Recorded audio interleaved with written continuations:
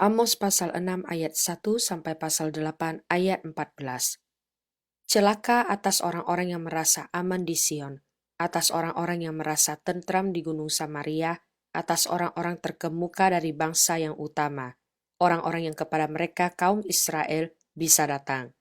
Menyeberanglah ke Kalne dan lihat-lihatlah, berjalanlah dari sana ke Hamat yang besar itu, dan pergilah ke Gad orang Filistin. Adakah mereka lebih baik dari kerajaan-kerajaan ini, atau lebih besarkah daerah mereka dari daerahmu?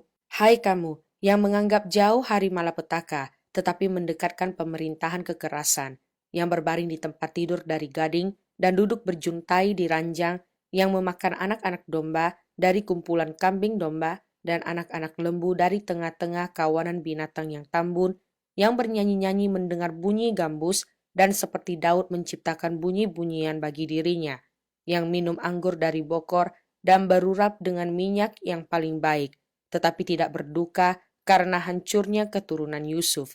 Sebab itu sekarang mereka akan pergi sebagai orang buangan di kepala barisan, dan berlalulah keriuhan pesta orang-orang yang duduk berjuntai itu. Tuhan Allah telah bersumpah demi dirinya, demikianlah firman Tuhan Allah semesta alam. Aku ini keji kepada kecongkakan Yakub, dan benci kepada purinya, aku akan menyerahkan kota serta isinya. Dan jika masih tinggal 10 orang dalam satu rumah, mereka akan mati. Dan jika pamannya, pembakar mayat itu, yang datang mengangkat dan mengeluarkan mayat itu dari rumah itu, bertanya kepada orang yang ada di bagian belakang rumah, adakah lagi orang bersama-sama engkau? Dan dijawab, tidak ada. Ia akan berkata, diam, sebab tidaklah patut menyebut-nyebut nama Tuhan. Sebab sesungguhnya Tuhan memberi perintah, maka rumah besar dirobohkan menjadi reruntuhan dan rumah kecil menjadi rosokan. Berlarikah kuda-kuda di atas bukit batu atau dibajak orang ke laut dengan lembu? Sungguh kamu telah mengubah keadilan menjadi racun dan hasil kebenaran menjadi ipu. Hai kamu yang bersuka cita karena Lodabar dan yang berkata, bukankah kita dengan kekuatan kita merebut Karnaim bagi kita? Sebab sesungguhnya aku akan membangkitkan suatu bangsa melawan kamu, hai kaum Israel. Demikianlah firman Tuhan Allah semesta alam. Dan mereka akan menindas kamu dari jalan yang menuju ke Hamar sampai ke sungai yang di Araba. Inilah yang diperlihatkan Tuhan Allah kepadaku. Tampak ia membentuk kawanan belalang. Pada waktu rumput akhir mulai tumbuh, yaitu rumput akhir sesudah yang dipotong bagi raja. Ketika belalang mulai menghabisi tumbuh-tumbuhan di tanah, berkatalah aku, Tuhan Allah, berikanlah kiranya pengampunan. Bagaimanakah Yakub dapat bertahan? Bukankah ia kecil? Maka menyesallah Tuhan karena hal itu.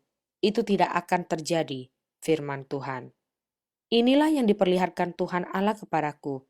Tampak Tuhan Allah memanggil api untuk melakukan hukuman. Api itu memakan habis samudra raya dan akan memakan habis tanah ladang. Lalu aku berkata, Tuhan Allah, hentikanlah kiranya. Bagaimanakah Yakub dapat bertahan? Bukankah ia kecil? Maka menyesallah Tuhan karena hal itu. Ini pun tidak akan terjadi, firman Tuhan Allah. Inilah yang diperlihatkannya kepadaku. Tampak Tuhan berdiri dekat sebuah tembok yang tegak lurus dan di tangannya ada tali sipar. Lalu berfirmanlah Tuhan kepadaku, apakah yang kau lihat, Amos? Jawabku, tali sipar. Berfirmanlah Tuhan, sesungguhnya aku akan menaruh tali sipar di tengah-tengah umatku Israel. Aku tidak akan memaafkannya lagi. Bukit-bukit pengorbanan daripada Ishak akan dilicin tandaskan, dan tempat-tempat kudus Israel akan diruntuhkan, dan aku akan bangkit melawan keluarga Yerobeam dengan pedang. Lalu Amazia, imam di Betel, menyuruh orang menghadap Yerobeam, raja Israel, dengan pesan, Amos telah mengadakan persepakatan melawan tuanku di tengah-tengah kaum Israel. Negeri ini tidak dapat lagi menahan segala perkataannya, sebab beginilah dikatakan Amos, Yerobeam akan mati terbunuh oleh pedang, dan Israel pasti pergi dari tanahnya sebagai orang buangan.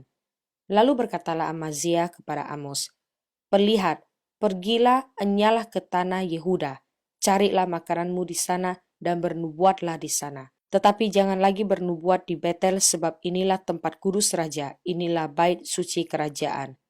Jawab Amos kepada Amazia, Aku ini bukan nabi, dan aku ini tidak termasuk golongan nabi, melainkan aku ini seorang peternak dan pemungut buah arah hutan. Tetapi Tuhan mengambil aku dari pekerjaan mengiring kambing domba, dan Tuhan berfirman kepadaku, "Pergilah bernubuatlah terhadap umatku Israel." Maka sekarang dengarlah firman Tuhan. Engkau berkata, janganlah bernubuat menentang Israel, dan janganlah ucapkan perkataan menentang keturunan Ishak. Sebab itu beginilah firman Tuhan, istrimu akan bersundal di kota dan anak-anakmu laki-laki dan perempuan akan tewas oleh pedang. Tanahmu akan dibagi-bagikan dengan memakai tali pengukur. Engkau sendiri akan mati di tanah yang najis, dan Israel pasti pergi dari tanahnya sebagai orang buangan. Inilah yang diperlihatkan Tuhan Allah kepadaku. Tampak sebuah bakul berisi buah-buahan musim kemarau. Berfirmanlah Tuhan kepadaku, kesudahan telah datang bagi umatku Israel, aku tidak memaafkannya lagi. Nyanyian-nyanyian di tempat suci akan menjadi ratapan pada hari itu. Demikianlah firman Tuhan Allah.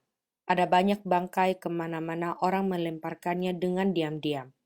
Dengarlah ini kamu yang menginjak-injak orang miskin dan yang membinasakan orang sengsara di negeri ini, dan berpikir, bilakah bulan baru berlalu supaya kita boleh menjual gandum, dan bilakah hari Sabat berlalu supaya kita boleh menawarkan terigu dengan mengecilkan eva, membesarkan shikal, berbuat curang dengan neraca palsu, supaya kita membeli orang lemah karena uang dan orang yang miskin karena sepasang kasut, dan menjual terigu rosokan? Tuhan telah bersumpah demi kebanggaan Yakub, bahwasannya aku tidak akan melupakan untuk seterusnya segala perbuatan mereka. Tidakkah akan gemetar bumi karena hal itu, sehingga setiap penduduknya berkabung? Tidakkah itu seluruhnya akan naik seperti sungai Nil, diombang-ambingkan dan surut seperti sungai Mesir? Pada hari itu akan terjadi, demikianlah firman Tuhan Allah. Aku akan membuat matahari terbenam di siang hari dan membuat bumi gelap pada hari cerah. Aku akan mengubah perayaan-perayaanmu menjadi perkabungan dan segala nyanyianmu menjadi ratapan.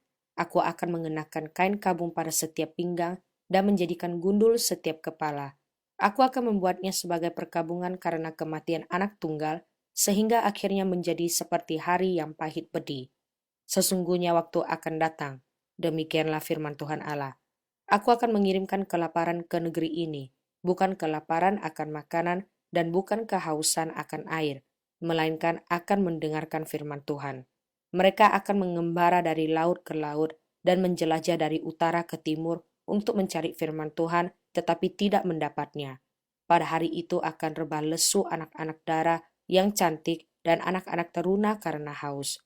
Mereka yang bersumpah demi Asima, Dewi Samaria, dan yang berkata, demi Allahmu yang hidup, hai Dan, serta demi dewa kekasihmu yang hidup, hai Bersheba, mereka itu akan rebah dan tidak akan bangkit-bangkit lagi. Mazmur pasal 144 ayat 1 sampai ayat 8. Dari Daud, terpujilah Tuhan gunung batuku, yang mengajar tanganku untuk bertempur dan jari-jariku untuk berperang, yang menjadi tempat perlindunganku dan kubu pertahananku, kota bentengku dan penyelamatku, perisaiku dan tempat aku berlindung, yang menundukkan bangsa-bangsa ke bawah kuasaku. Ya Tuhan, apakah manusia itu sehingga Engkau memperhatikannya, dan anak manusia sehingga Engkau memperhitungkannya? Manusia sama seperti angin, hari-harinya seperti bayang-bayang yang lewat. Ya Tuhan, tekukanlah langitmu dan turunlah, sentuhlah gunung-gunung sehingga berasap. Lontarkanlah kilat-kilat dan serahkanlah mereka. Lepaskanlah panah-panahmu sehingga mereka kacau. Ulurkanlah tanganmu dari tempat tinggi. Bebaskanlah aku dan lepaskanlah aku dari banjir, dari tangan orang-orang asing, yang mulutnya mengucapkan tipu dan yang tangan kanannya adalah tangan kanan dusta. Amsal pasal 30 ayat 29 sampai ayat 33. Ada 3 binatang yang gagal langkahnya, bahkan 4 hal yang gagal jalannya, yakni singa, yang terkuat di antara binatang, yang tidak mundur terhadap apapun, ayam jantan yang angkuh, atau kambing jantan, dan seorang raja yang berjalan di depan rakyatnya. Bila engkau menyombongkan diri tanpa atau dengan berpikir, tekapkanlah tangan pada mulut. Sebab kalau susu ditekan, mentega dihasilkan. Dan kalau hidung ditekan, darah keluar. Dan kalau kemarahan ditekan, pertengkaran timbul. Wahyu pasal 9 ayat 13 sampai pasal 10 ayat 11. Lalu malaikat yang keenam meniup sangkakalanya, dan aku mendengar suatu suara keluar dari keempat tanduk mezbah emas yang di hadapan Allah, dan berkata kepada malaikat yang keenam yang memegang sangkakala itu, "Lepaskanlah keempat malaikat yang terikat dekat sungai besar Efrat itu." Maka dilepaskanlah keempat malaikat yang telah disiapkan bagi jam dan hari, bulan dan tahun untuk membunuh sepertiga dari umat manusia. Dan jumlah tentara itu ialah 20.000 laksa pasukan berkuda. Aku mendengar jumlah mereka. Maka demikianlah aku melihat dalam penglihatan ini kuda-kuda dan orang-orang yang menungganginya. Mereka memakai baju zirah, merah api dan biru dan kuning belerang warnanya. Kepala kuda-kuda itu sama seperti kepala singa, dan dari mulutnya keluar api, dan asap, dan belerang.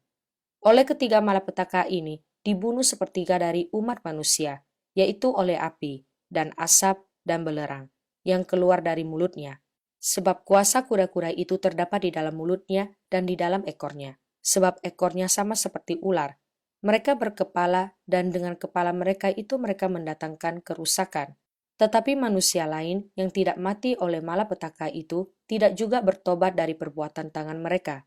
Mereka tidak berhenti menyembah roh-roh jahat dan berhala-berhala dari emas dan perak, dari tembaga, batu dan kayu yang tidak dapat melihat atau mendengar atau berjalan. Dan mereka tidak bertobat daripada pembunuhan, sihir, percabulan, dan pencurian. Dan aku melihat seorang malaikat lain yang kuat turun dari surga, berselubungkan awan, dan pelangi ada di atas kepalanya, dan mukanya sama seperti matahari, dan kakinya bagaikan tiang api. Dalam tangannya ia memegang sebuah gulungan kitab kecil yang terbuka. Ia menginjakkan kaki kanannya di atas laut dan kaki kirinya di atas bumi. Dan ia berseru dengan suara nyaring sama seperti singa yang mengaum. Dan sesudah ia berseru, ketujuh guru itu memperdengarkan suaranya. Dan sesudah ketujuh guru itu selesai berbicara, aku mau menuliskannya, tetapi aku mendengar suatu suara dari surga berkata, "Meteraikanlah apa yang dikatakan oleh ketujuh guru itu, dan janganlah engkau menuliskannya." Dan malaikat yang kulihat berdiri di atas laut dan di atas bumi, mengangkat tangan kanannya ke langit, dan ia bersumpah demi Dia yang hidup sampai selama-lamanya, yang telah menciptakan langit dan segala isinya, dan bumi dan segala isinya, dan laut dan segala isinya. Katanya, tidak akan ada penundaan lagi. Tetapi pada waktu bunyi sangkakala dari malaikat yang ketujuh, yaitu apabila ia meniup sangkakalanya, maka akan genaplah keputusan rahasia Allah seperti yang telah ia beritakan kepada hamba-hambanya, yaitu para nabi. Dan suara yang telah kudengar dari langit itu berkata pula kepadaku, katanya, "Pergilah, ambillah gulungan kitab yang terbuka di tangan malaikat yang berdiri di atas laut dan di atas bumi itu." Lalu aku pergi kepada malaikat itu dan meminta kepadanya supaya ia memberikan gulungan kitab itu kepadaku. Katanya kepadaku, "Ambillah dan makanlah dia. Ia akan membuat perutmu terasa pahit, tetapi di dalam mulutmu ia akan terasa manis seperti madu." Lalu aku mengambil kitab itu dari tangan malaikat itu dan memakannya. Di dalam mulutku ia terasa manis seperti madu. Tetapi sesudah aku memakannya, perutku menjadi pahit rasanya. Maka ia berkata kepadaku, "Engkau harus bernubuat lagi kepada banyak bangsa dan kaum dan bahasa dan raja."